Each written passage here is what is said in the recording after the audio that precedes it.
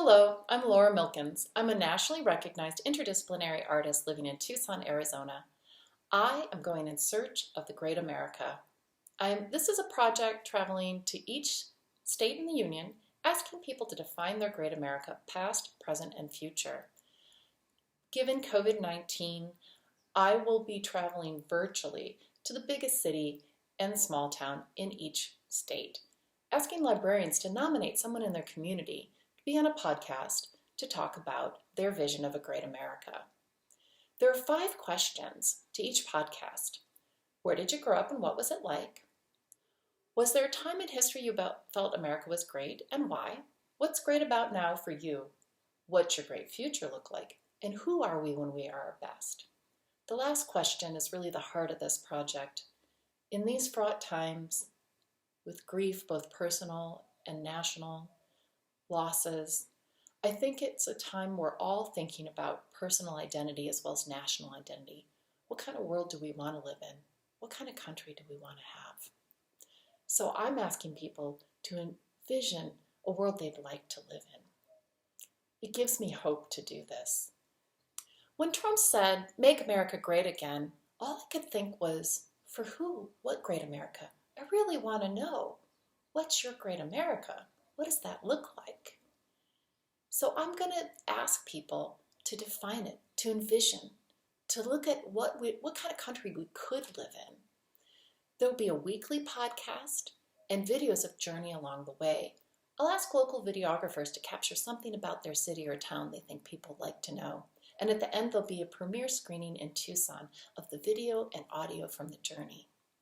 It's a highly collaborative project, as all my work is, involving the librarians, my guests, the videographers, as well as a resident historian, Tom Przelski, who will be asking and figuring out what was it like to live in that town when people say that it was a great America, and who was included or not included in that vision. I'll hand out a demographic sheet to each participant and ask them to fill it out. And that data I'll give to the librarians so they can think about that when they nominate someone in their community. I want to get a really broad, rich spectrum of people that live in this country, different experiences, different backgrounds.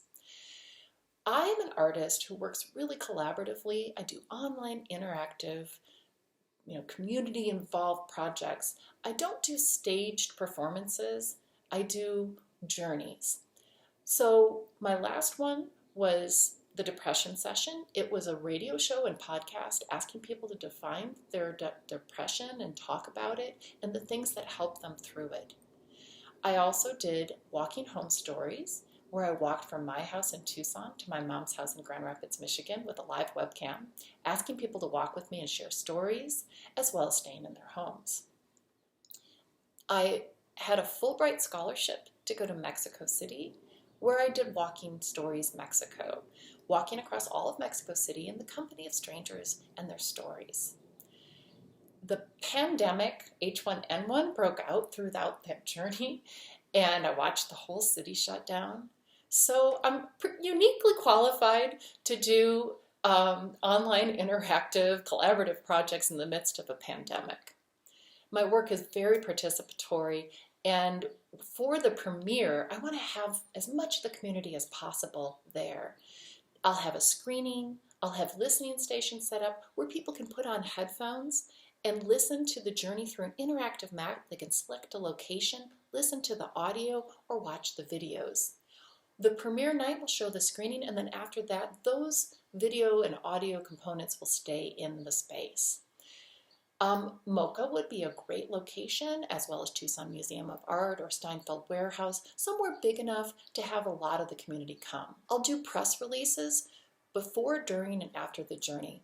This journey starts in May and ends in October, so there'll be lots of time all throughout for people to be involved in the project and follow it, and hopefully come to the premiere at the end. What winning this award would mean to me is it would allow me to pay my videographers for their time and for making those videos about their community. It also would give me more exposure in the community and give a certain nod to the project that a community organization believed in what I'm doing. Thank you.